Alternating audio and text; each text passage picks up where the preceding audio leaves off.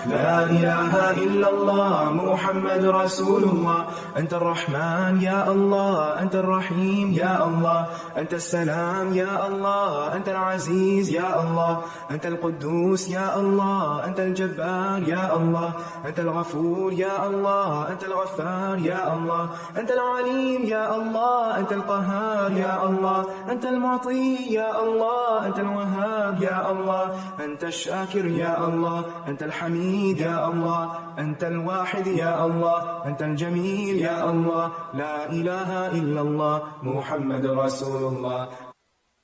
نحمده ونصلي على رسوله الكريم، أما بعد، فأعوذ بالله من الشيطان الرجيم. بسم الله الرحمن الرحيم. رب اشرح لي صدري ويسر لي أمري واحلل عقدة من لساني يفقهوا قولي. ہم انشاءاللہ اللہ سبحانہ وتعالیٰ کے نام المصور پہ بات کریں گے. المصور کا معنی ہے صورت بنانے والا، شکل دینے والا. اللہ سبحانہ وتعالیٰ المصور ہے. اس نے کروڑوں، اربوں اور کھربوں صورتیں بنائی، اور پھر ایک صورت دوسری صورت سے بالکل مختلف. کوئی دو صورتیں بھی ایک دوسرے سے مکمل طور پر مشابہ نہیں، کوئی دو انواع ایک دوسرے سے شباہت نہیں رکھتی. پھر اسی طرح ہر صورت کی اپنی ایک خاص سیرت بھی ہے. صرف ایسا نہیں کہ ظاہری شکل فرق ہے، بلکہ ہر ایک کا مزاج اور اس کے اندر کی باطنی صورت بھی مختلف ہے. تو اللہ سبحانہ وتعالیٰ نے ہر چیز کی ایک معلوم شکل مقرر کی، اور ہر شکل کو دوسری شکل سے ممتاز اور انوکھا بنایا، جدا بنایا، تاکہ ایک دوسرے کو پہچانا جا سکے. مختلف چیزوں کی صورتیں اور شکلیں مختلف ہونے میں کیا حکمت تھی؟ اس کی وجہ یہ ہے جو ہماری سمجھ میں آتی ہے کہ اللہ سبحانہ وتعالیٰ نے ہر چیز کو ایک جداگانہ تشخص دیا، ہر چیز کو ایک خاص مقصد کے لیے پیدا کیا.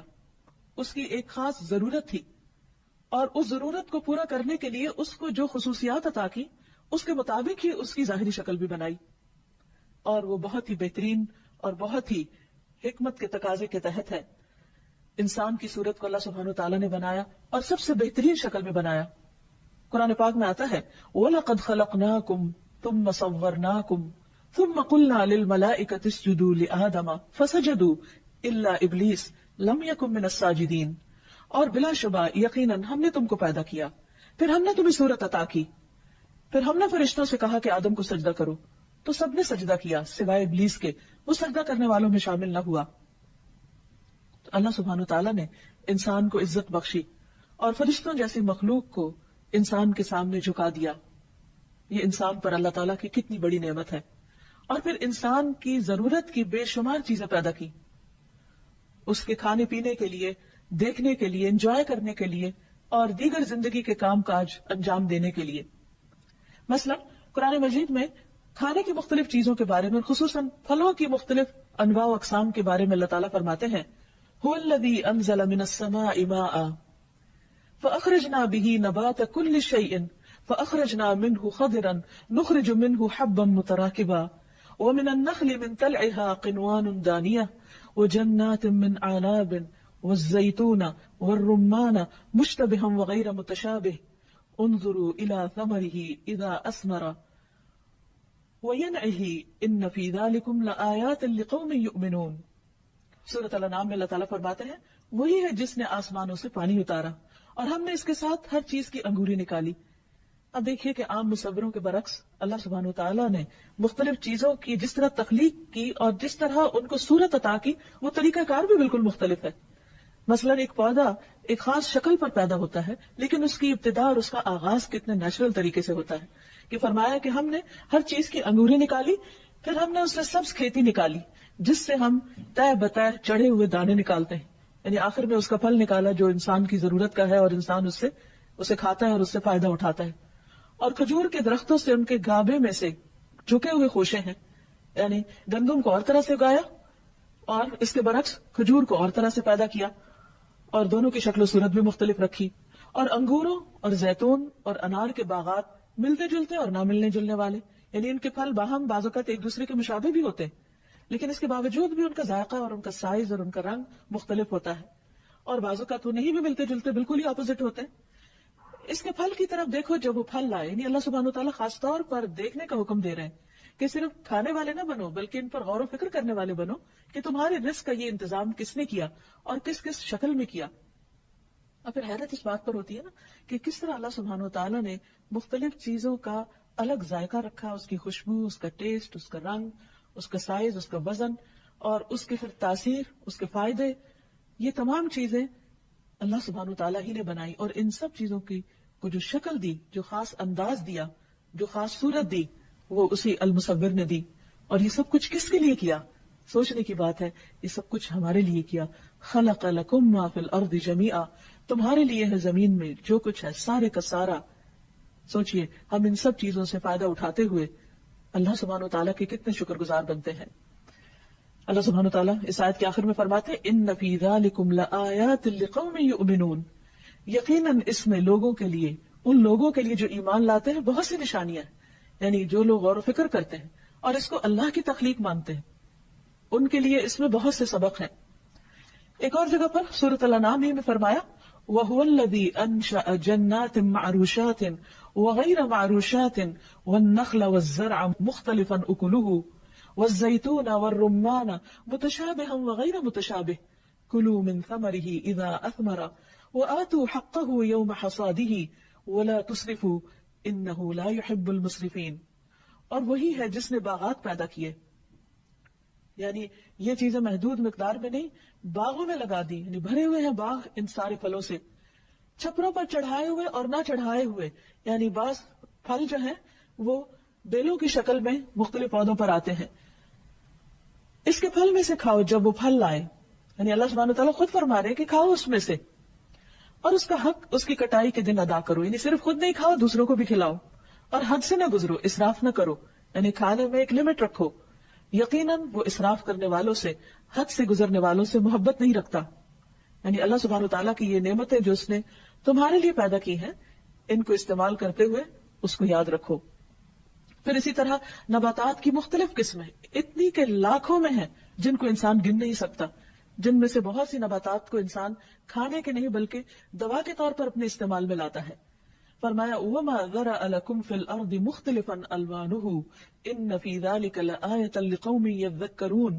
اور جو کچھ اس نے تمہارے لیے زمین میں پھیلا دیا جس کے رنگ مختلف ہیں، یعنی صورتیں ایسی بنائی کہ ہر رنگ دوسرے سے مختلف، مثلا گرین ہے یا سبز رنگ ہے تو اس میں بھی کوئی ہلکا ہے، کوئی گہرا ہے، اور کوئی کسی شیڈ کا ہے اور کوئی کسی طرح کا ہے. ان سب چیزوں کے امتزاج سے بھی اس نے زمین کے اندر ایسا حسن پیدا کیا کہ یوں لگتا ہے جیسے ایک نقش و نگار والی چادر پھیلی ہوئی ہو یا کوئی قالین بچھا ہوا ہو جس میں طرح طرح کے نقش و نگار بنے ہوئے ہوں. یہ ہے المصور جس نے اس خوبصورت طریقے سے زمین کو بنایا. اور فرمایا کہ یہ سب جو زمین میں پھیلا دیا اس کے رنگ مختلف ہیں، یعنی رنگوں کے اختلاف پر بھی غور کرو. بے شک اس میں ان لوگوں کے لیے یقیناً بڑی نشانی ہے جو نصیحت حاصل کرتے ہیں. پھر اسی طرح صرف پودے نہیں، پھل اور پودے نہیں بلکہ جمادات کی مختلف قسمیں ہیں. پہاڑوں میں مختلف رنگ ہیں. أَلَمْ تَرَ أَنَّ اللَّهَ أَنزَلَ مِنَ السَّمَاءِ مَاءً فَأَخْرَجْنَا بِهِ ثَمَرَاتٍ مُخْتَلِفًا أَلْوَانُهَا وَمِنَ الْجِبَالِ جُدَدٌ بِيضٌ وَحُمْرٌ مُخْتَلِفٌ أَلْوَانُهَا وَغَرَابِيبُ سُودٌ. کیا تم نے دیکھا نہیں کہ بے شک اللہ نے آسمان سے کچھ پانی اتارا، پھر ہم نے اس کے ساتھ کئی پھل نکالے. یعنی ایک پانی، ایک مٹی، ایک سورج کی روشنی، ایک طرح کی ہوا، ایک طرح کی زمین، لیکن ہر پھل کا رنگ، ذائقہ، اس کی شکل، اس کی خوشبو مختلف. یہ بھی کس قدر حیران کن بات ہے کہ معمولی سا بیج زمین میں ڈالا جاتا ہے لیکن اس سے کتنے ڈائمینشن میں ایک چیز سامنے آتی ہے. اور پہاڑوں میں سے کچھ سفید اور کچھ سرخ قطعے ہیں جن کے رنگ مختلف ہیں، اور کچھ پہاڑ سخت کالے رنگ کے ہیں. یعنی سبھی پہاڑ مٹی سے بنے ہوئے ہیں لیکن ان کے رنگ کس قدر مختلف ہیں. ایک اور جگہ پر فرمایا وَفِي الْأَرْضِ قِطَعٌ مُتَجَاوِرَاتٌ وَجَنَّاتٌ مِّنْ أَعْنَابٍ وَزَرْعٌ وَنَخِيلٌ صِنْوَانٌ وَغَيْرُ صِنْوَانٍ يُسْقَىٰ بِمَاءٍ وَاحِدٍ وَنُفَضِّلُ بَعْضَهَا عَلَىٰ بَعْضٍ فِي الْأُكُلِ إِنَّ فِي ذَلِكَ لَآيَاتٍ لِقَوْمٍ يَعْقِلُونَ.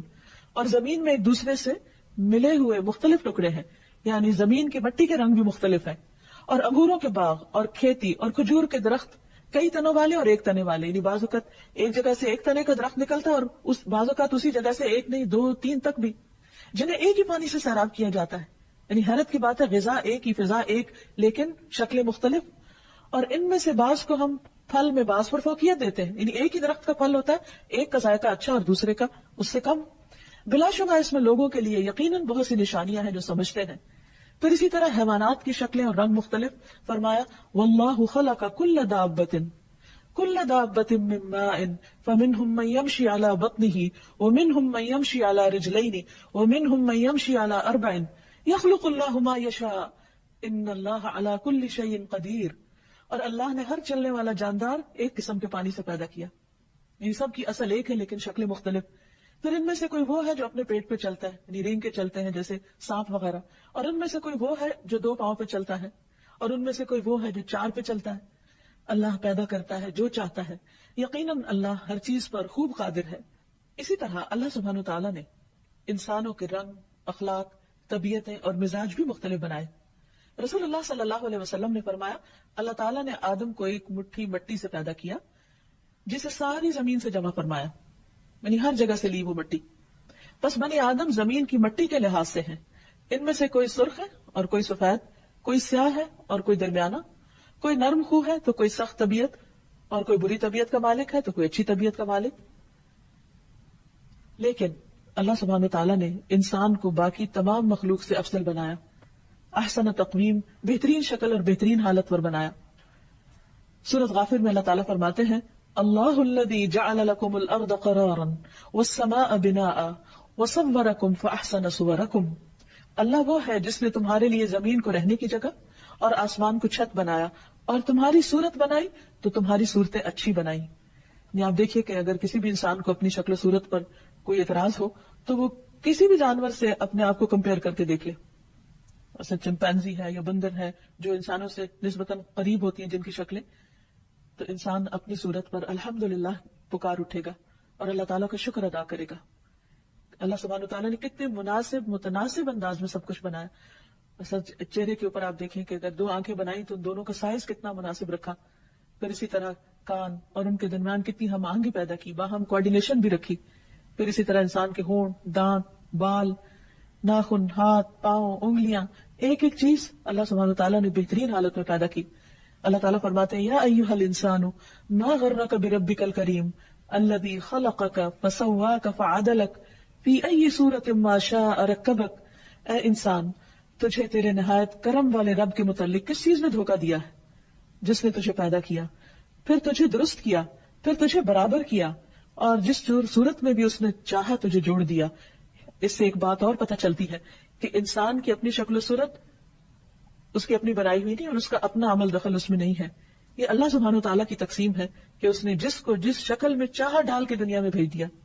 اس لیے ہمیں کسی دوسرے کی شکل و صورت پر کوئی اعتراض بھی نہیں ہونا چاہیے, اور شکل و صورت اور رنگ کی بنا پر کسی کے ساتھ کوئی ڈسکریمنیشن بھی نہیں ہونی چاہیے, کوئی ریشزم نہیں ہونا چاہیے, کیونکہ اللہ نے جس کو چاہا کالا پیدا کیا, جس کو چاہا گورا پیدا کیا. انسانوں کے اپنے بس کی بات نہیں تھی کہ وہ کسی خاص رنگ یا نسل میں پیدا ہوتے, اور یہ بھی نہیں اللہ تعالیٰ نے رکھا کہ کسی ایک رنگ کو دوسرے پر کوئی فوقیت دی ہو. اللہ سبحانہ تعالیٰ کے ہاں کسی کی بھی زیادہ عزت اس کے تقوی کی وجہ سے کہ اس کے دل میں خدا کا خوف کتنا ہے. پھر آپ دیکھیے کہ جس رب نے یہ سب کچھ بنایا ہے اس کا شکر ادا کرنے کی ضرورت ہے, ورنہ وہ رب چاہے تو ان چہروں کو بگاڑ بھی سکتا ہے. اور ماضی میں ایسا ہوا جس کا ذکر قرآن مجید میں ملتا ہے کہ بعض قومیں ایسی تھی جنہوں نے اللہ سبحانہ تعالیٰ کے احکامات کو نہیں مانا, تو اللہ تعالیٰ نے ان کی صورتوں کو مسخ کر دیا. سورۃ الاعراف میں اللہ تعالیٰ فرماتے ہیں فَلَمَّا عَتَوْا عَمَّا نُهُوا عَنْهُ قُلْنَا لَهُمْ كُونُوا قِرَدَةً خَاسِئِينَ. پھر جب وہ اس بات میں حد سے بڑھ گئے, یعنی اللہ کی خوب نافرمانیاں کرنے لگے اور وہ کرنے لگے جس سے انہیں منع کیا گیا تھا, تو ہم نے ان سے کہا کہ بندر بن جاؤ, ذلیل, دھتکارے ہوئے. اور یہ انسان کے لیے عبرت کا مقام ہے. پھر اسی طرح حرام کاموں کے مرتکب کی شکل مسخ کرنے کا بھی آتا ہے. پھر نماز میں امام سے پہل کرنے والے کی شکل کے بگڑنے کے بارے میں ایک حدیث آتی ہے. نبی صلی اللہ علیہ وسلم نے فرمایا کیا تم میں وہ شخص جو رکوع یا سجدے میں امام سے پہلے سر اٹھا لیتا ہے اس بات سے نہیں ڈرتا کہ کہیں اللہ اس کا سر گدھے کی سر کی طرح نہ بنا دے یا اس کی صورت کو گدھے کی صورت بنا دے. یعنی ایسے انسان کے اندر عقل نہیں, وہ گدھے جیسا کام کرتا ہے, تو کہیں ایسا نہ ہو کہ اس کی ظاہری صورت جو ہے وہ بھی ویسی ہو جائے. پھر اسی طرح قیامت کے دن بھی اللہ سبحانہ وتعالیٰ کئی لوگوں کی شکلیں بدل ڈالے گا, جیسے ابراہیم علیہ السلام کے والد کے بارے میں آتا ہے, کیونکہ انہوں نے دعا کی تھی کہ اللہ اس معاملے میں مجھے رسوا نہ کرنا, تو ان کے والد کی اصل شکل بدل دی جائے گی اور بجو کی شکل میں ان کو جہنم میں پھینکا جائے گا. اب یہ ہے کہ جب انسان کو اللہ سبحانہ وتعالیٰ کے المصور ہونے پر ایمان ہو جائے، اس کی معرفت ہو جائے، اور جس چیز کی طرف بھی دیکھے، خواہ وہ انسان ہو یا حیوان ہو یا پھول ہو یا پتا ہو یا کوئی تتلی ہو یا پرندہ ہو یا کوئی جانور ہو، کسی بھی چیز کی طرف جب دیکھے تو ہونا یہ چاہیے کہ اسے دیکھ کر اسے اللہ کی یاد آئے، اللہ کی پہچان آئے، اور اس کی قدرت اور اس کی نشانیوں کا اس کے دل میں گہرا احساس ہو، اور پھر اس نام کے ساتھ اس کو پکارے اور اس کا شکر ادا کرے۔ رسول اللہ صلی اللہ علیہ وسلم جب سجدہ کرتے تو یہ دعا فرماتے، اللہم لک سجدت وبک آمنت ولک اسلمت سجد وجہی للذی خلقہ وصورہ وشق سمعہ وبصرہ تبارک اللہ احسن الخالقین۔ اے اللہ، میں نے تیرے لیے سجدہ کیا، تجھے پر ایمان لایا، میں تیرا فرما بردار ہوں، میرا چہرہ اس ذات کو سجدہ کر رہا ہے جس نے اسے پیدا کیا اور اس کی صورت بنائی۔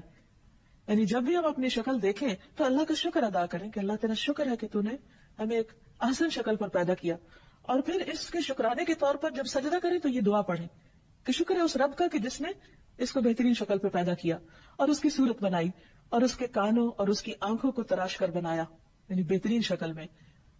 برکتوں والا ہے اللہ اور سب سے اچھا پیدا کرنے والا۔ اسی طرح ہمیں پورے اخلاص کے ساتھ اللہ سبحانہ تعالیٰ کی طرف اپنے چہرے کو متوجہ کرنا چاہیے، نماز کی حالت میں خصوصاً۔ رسول اللہ صلی اللہ علیہ وسلم جب نماز کے لیے کھڑے ہوتے تو یوں فرماتے، وجہت وجہی للذی فطر السماوات والارض حنیفا وما انا من المشرکین ان صلاتی ونسکی ومحیای ومماتی للہ رب العالمین لا شریک لہ وبذلک امرت وانا اول المسلمین۔ میں اپنا رخ اس ذات کی طرف کرتا ہوں، یہ چہرہ جو اللہ نے مجھے دیا میں اسی کی طرف کرتا ہوں جس نے مجھے سب عطا کیا، جس نے آسمانوں اور زمین کو ٹھیک ٹھیک پیدا کیا، اور میں شریک کرنے والوں میں سے نہیں ہوں، یعنی اللہ کے ساتھ کسی کو شریک نہیں ٹھہراتا۔ بے شک میری نماز اور میری قربانی، میرا جینا اور میرا مرنا سب اللہ رب العالمین کے لیے ہے جس کا کوئی شریک نہیں، مجھے اسی کا حکم دیا گیا اور میں فرما برداروں میں سے ہوں، یعنی اسی رب کا اطاعت گزار ہوں، فرما بردار ہوں۔ پھر اسی طرح یہ ہے کہ اللہ سبحانہ وتعالیٰ نے جو کچھ ہمیں عطا کیا جسم کی شکل میں، چہرے کی شکل میں، اور مختلف طرح سے جو صورت بنائی، اس میں ہمیں اس کی عافیت کی دعا بھی کرنی چاہیے۔ عبد الرحمن بن ابی بکرہ کہتے ہیں، انہوں نے اپنے والد سے کہا، ابا جان میں آپ کو سنتا ہوں کہ آپ ہر صبح یہ دعا پڑھتے ہیں، اللہم عافنی فی بدنی، اللہم عافنی فی سمعی، اللہم عافنی فی بصری، لا الہ الا انت۔ اے اللہ مجھے میرے بدن میں آرام دے، اے اللہ میرے کانوں کو سلامت رکھ، اے اللہ میری نظر کو درست رکھ، تیرے سوا کوئی عبادت کے لائق نہیں۔ یعنی ان نعمتوں کی قدر بھی کرنی چاہیے، جس بہترین شکل پہ اللہ سبحانہ وتعالیٰ نے ہمیں دیا ہے اس کو بگاڑنا نہیں چاہیے، اس پر زیادتی نہیں کرنا چاہیے، ان کو ابیوز نہیں کرنا چاہیے۔ تو وہ صبح اور شام یہ دعا 3 بار پڑھا کرتے تھے، اور وہ کہتے ہیں کہ میں نے رسول اللہ صلی اللہ علیہ وسلم کو یہ دعا پڑھتے ہوئے سنا ہے۔ تو اس سے پتہ چلتا ہے کہ ہمیں جو بھی نعمت ملی ہے جس بھی شکل میں اور خوبصورت اور بہترین شکل میں، خواہ وہ ہماری اپنی ذات کے اندر ہے یا بیرونی طور پر ہے، اس پر اللہ سبحانہ وتعالیٰ کا شکر ادا کرنا چاہیے، اور اس کے ساتھ ساتھ اس کی عافیت کی دعا بھی کرتے رہنا چاہیے۔ پھر جب بندے کو اس نام کا احساس ہو جائے، معرفت ہو جائے، تو پھر اپنا مقام بھی پہچانے کہ اسے کیا کرنا ہے، اسے اللہ سبحانہ وتعالیٰ کی مصوری پر غور و فکر بھی کرنا ہے۔ اللہ تعالیٰ فرماتے ہیں وَهُوَ الَّذِي مَدَّ الْأَرْضَ وَجَعَلَ فِيهَا رَوَاسِيَ وَأَنْهَارًا وَمِنْ كُلِّ الثَّمَرَاتِ جَعَلَ فِيهَا زَوْجَيْنِ اثْنَيْنِ يُغْشِي اللَّيْلَ النَّهَارَ إِنَّ فِي ذَلِكَ لَآيَاتٍ لِقَوْمٍ يَتَفَكَّرُونَ۔ وہی ہے جس نے زمین کو پھیلا دیا، تو اس پھیلی ہوئی زمین کی طرف انسان نگاہ دوڑائے، اس میں پہاڑ اور ندیاں بنائیں، ان کے اندر خود ایک حسن ہے، اس میں زبردست قسم کی بیوٹی ہے، اس زبردست تناسب ہے، رنگوں کا بھی تناسب ہے۔ تھوڑی دیر کے لیے سوچئے کہ اگر زمین نیلی ہوتی اور آسمان سبز ہوتا تو کیا نظارہ ہوتا۔ یہ بھی اللہ سبحانہ تعالیٰ کی سلیکشن ہے کہ اس نے آسمان کا رنگ اپنی مرضی سے نیلا رکھا اور زمین کو سبز بنایا، یا مٹی کا رنگ براؤن رکھا۔ اگر زمین کی ساری مٹی سخت کالے سیاہ رنگ کی ہوتی تو پھر اس پہ چلتے ہوئے ہماری کیفیت کیا ہوتی، لیکن کتنا مائلڈ کلر رکھا اور کتنا بہترین کہ جس میں انسان کے لیے ایک سکون ہے، اور پھر اس کے اوپر جو کچھ اگتا ہے اس کے ساتھ کتنا بہترین کمبینیشن بھی ہے۔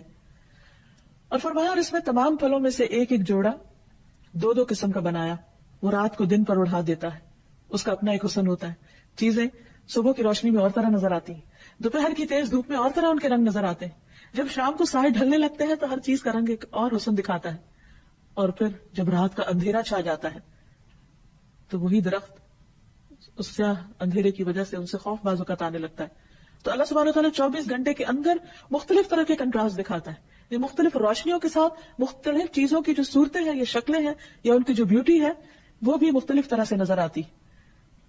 بلا شبہ اس میں ان لوگوں کے لیے یقیناً بہت سی نشانیاں ہیں جو غور و فکر کرتے ہیں. پھر ہم پر یہ بھی لازم آتا ہے کہ ہم اللہ سبحانہ وتعالیٰ کی اس تصویر گری میں، اس مصوری میں عیب نہ نکالیں. ہم اپنی طرف سے مشورے دینے والے نہ ہو، اگر یہ پھل اس رنگ کا ہوتا تو زیادہ اچھا تھا اور یہ پھول اس کلر میں زیادہ اچھا لگتا. حقیقت یہ ہے کہ اگر انسان پوری توجہ کے ساتھ دیکھے تو جس چیز کو اللہ نے جس طرح بنایا اسی طرح زیادہ خوبصورت. جب مصور تصویر بناتا ہے انسانوں میں سے تو عام طور پہ کہا جاتا ہے کہ اے مصور تیری تصویر ادھوری ہے ابھی، یعنی اس میں کچھ نہ کچھ کمی ہوتی ہے اور کچھ نہ کچھ بہتری کی گنجائش ہوتی ہے. لیکن اللہ سبحانہ تعالیٰ نے جو کچھ بنایا اس سے بہتر بنایا نہیں جا سکتا تھا. اسی طرح بندوں کی شکل و صورت پر بھی انہیں تانا نہیں دینا چاہیے، ان کا مذاق نہیں اڑانا چاہیے، ان پر ہنسنا نہیں چاہیے، ان کو بلی نہیں کرنا چاہیے، کیونکہ یہ ان کے اپنے ہاتھ کی بنائی ہوئی نہیں ہے، یہ اللہ سبحانہ تعالیٰ کی دین ہے. حضرت عائشہ کہتی ہے کہ میں نے نبی صلی اللہ علیہ وسلم سے کہا کہ آپ کو صفیہ میں یہی کافی ہے. یعنی اپنی دوسری جو سوکن تھی ان کے بارے میں انہوں نے کچھ لفظ بولا کہ وہ ایسے اور ایسے ہیں. مراد ان کی یہ تھی کہ ان کا قد چھوٹا ہے. تو آپ صلی اللہ علیہ وسلم ناراض ہوئے. آپ نے فرمایا تم نے ایک ایسا کلمہ کہا ہے کہ اگر سمندر میں ڈال دیا جائے تو وہ بھی کڑوا ہو جائے. یعنی اللہ تعالیٰ کو یہ بات سخت ناپسند ہے کہ کوئی انسان کسی دوسرے انسان کی شکل و صورت میں کوئی عیب نکالے یا کوئی خامی تلاش کرے. یہ کام شیطانی کام ہے. آپ دیکھیے کہ اللہ سبحانہ تعالیٰ نے جب ان آدم علیہ السلام کی صورت بنائی، ان کا ڈھانچہ تیار کیا، تو اس کو جب تک چاہا جنت میں چھوڑ دیا. ابھی روح نہیں ڈالی تھی، صرف اس کا ایک سانچہ بنا تھا. تو اب یہ ہے کہ ابلیس نے دیکھا کہ یہاں ایک نئی چیز بنی ہوئی، تو چاروں طرف سے اسے گھوم گھوم کے دیکھتا رہا، ہر طرف سے. اچھا یہ کیا بنا ہے، یہ کان ہے، یہ آنکھیں ہیں، یہ فلاں ہے فلاں ہے. لیکن جب اس نے دیکھا کہ اس کے اندر کا ہال خالی ہے، یعنی ابھی چونکہ صرف وہ مٹی کی صورت میں ایک ڈھانچہ تھا، تو جو پیٹ کا جوف ہے وہ خالی تھا، اس میں کوئی چیز نہیں تھی. تو کہنے لگا کہ اللہ نے ایک ایسی مخلوق بنائی ہے جو اپنے اوپر قابو نہ رکھ سکے گی، اس کا اندر کنٹرول نہیں ہوگا، اپنا نفس اس کے کنٹرول میں نہیں ہوگا. یعنی بجائے اس کے کہ اللہ سبحانہ تعالیٰ کی اس صورت گری اور اس احسن تقویم جو انسان کی شکل میں بہترین چیز اللہ نے بنائی، اسے دیکھ کر سبحان اللہ کہتا یا ماشاء اللہ کہتا، یہ نہیں کہا بلکہ انسان کی کمزوری کو پکڑا کہ اچھا یہاں کچھ نہیں ہے، یہاں کمی ہے.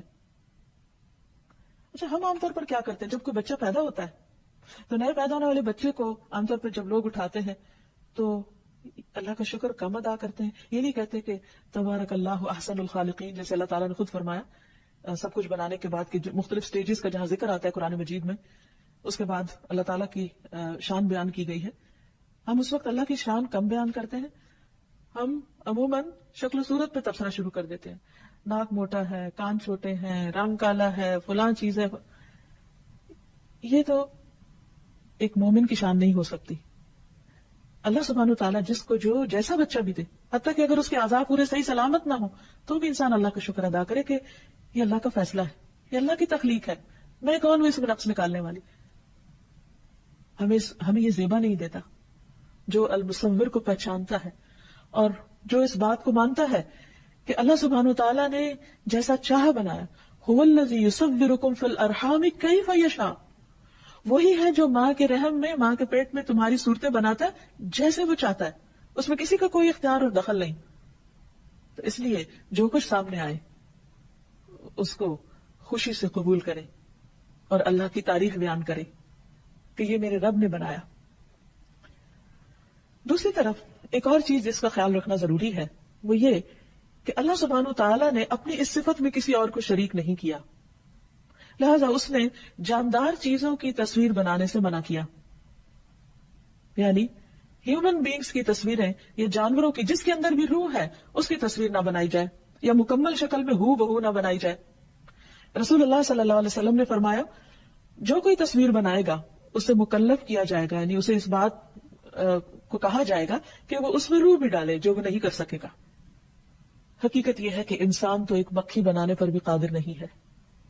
اللہ تعالیٰ فرماتے ہیں یا ایھا الناس، اے لوگو، ضرب مثل، ایک مثال بیان کی جا رہی ہے، فاستمعوا لہ، اسے غور سے سنو.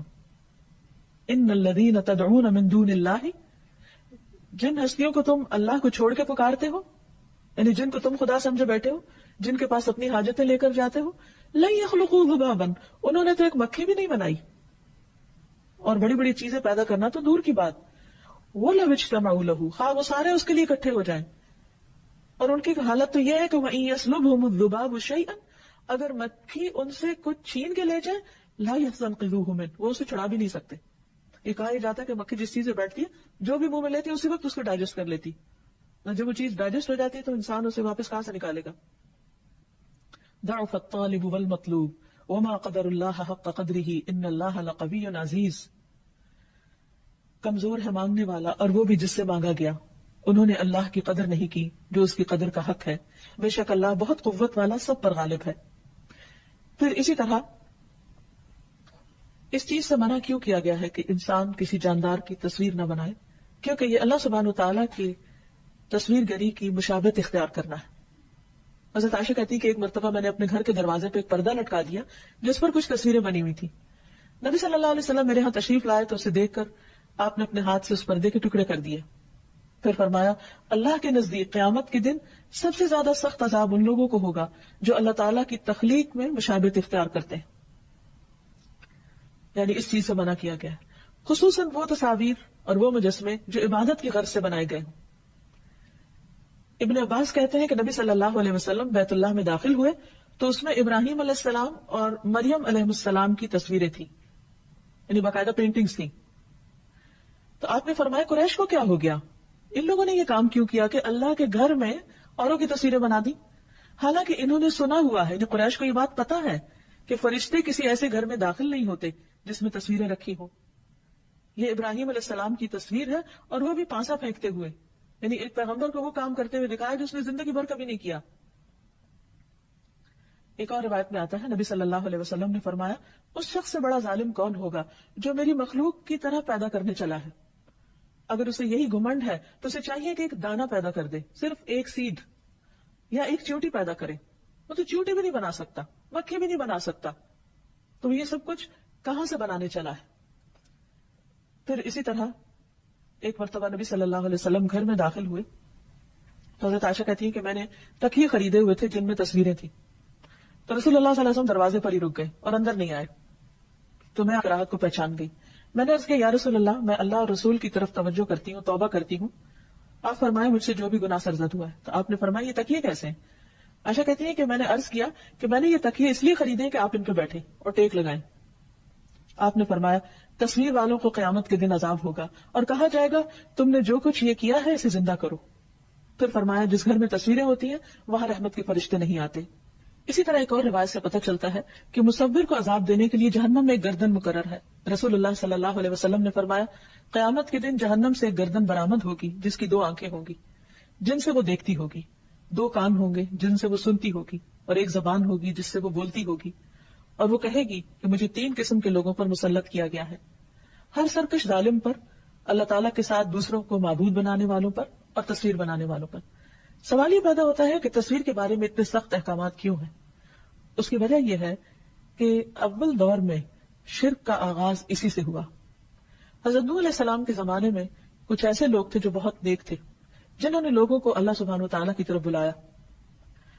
جب وہ فوت ہوئے تو لوگوں نے کہا کہ چونکہ انہیں دیکھ کر ہمیں خدا یاد آتا تھا اور ان کے ذریعے ہمیں اللہ سبحانہ وتعالیٰ کی معرفت ملی، لہٰذا ان کے جانے کے بعد ہم ان کی تصویریں اپنے سامنے رکھتے ہیں تاکہ جب ہم ان کی تصویر کو دیکھیں تو ہمیں اللہ تعالیٰ یاد آئے. تو فرسٹ جنریشن نے ان کی تصویریں بنا لی. دوسری جنریشن یہ تو بھول گئی کہ یہ کن کی تصویریں ہیں، لیکن یہ بات صرف یاد رہی کہ یہ کوئی بہت اچھے بڑے لوگ تھے، نیک لوگ تھے. انہوں نے صرف تصویریں نہیں، ان کے مجسمے بھی بنا لیے.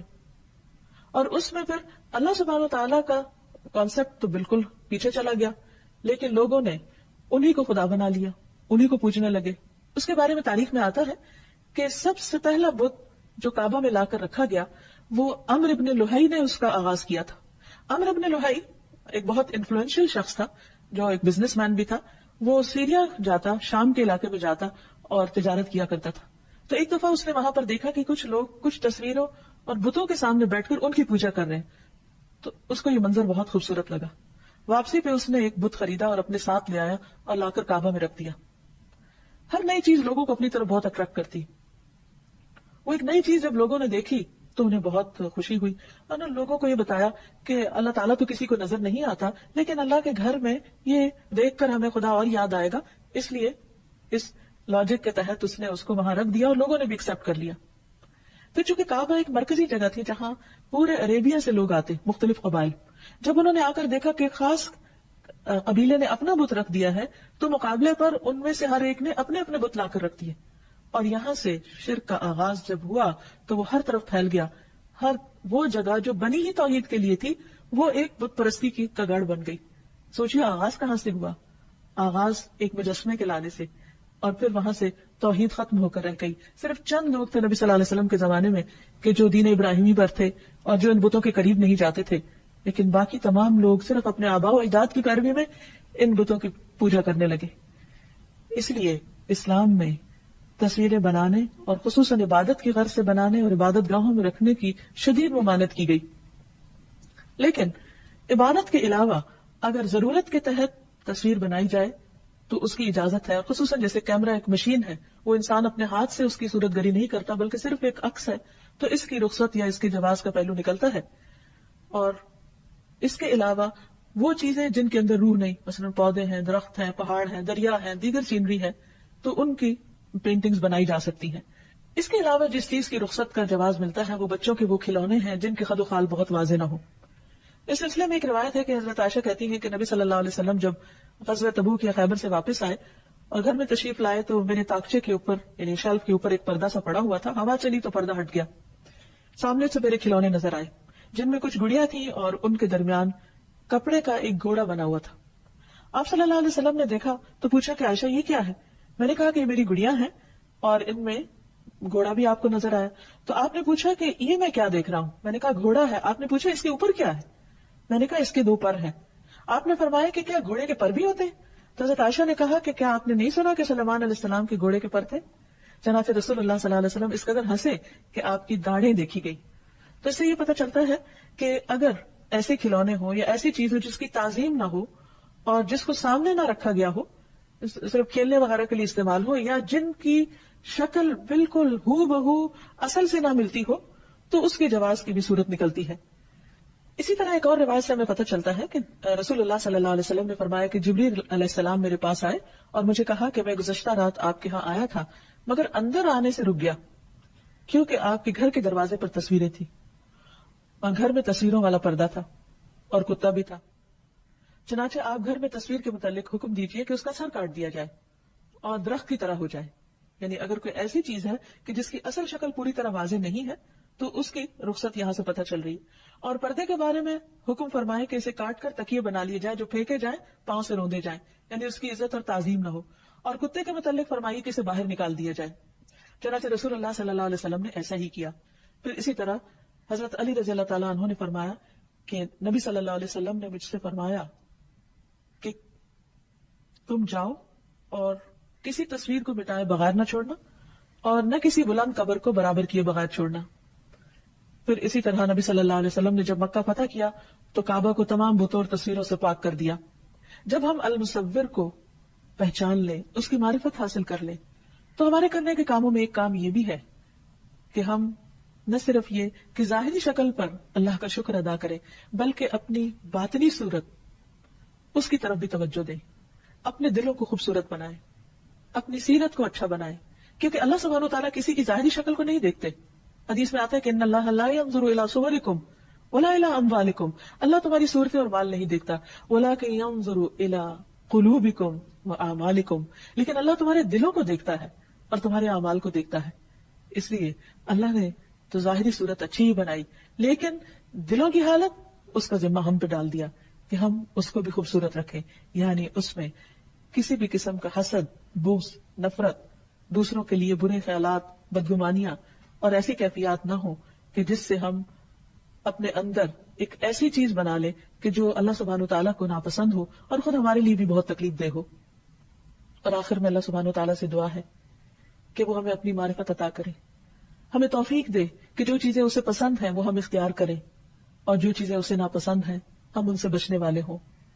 اللہ سبحانہ وتعالیٰ ہمارے دلوں میں اپنی محبت پیدا فرما دے اور اپنی نعمتوں کا شکر گزار بنا دے. القاهر يا الله، أنت الحسيب يا الله، أنت الشافي يا الله، أنت المبين يا الله، أنت الوكيل يا الله، أنت القيوم يا الله، أنت المتين يا الله، أنت السبوح يا الله. لا إله إلا الله محمد رسول الله، لا إله إلا الله محمد رسول الله.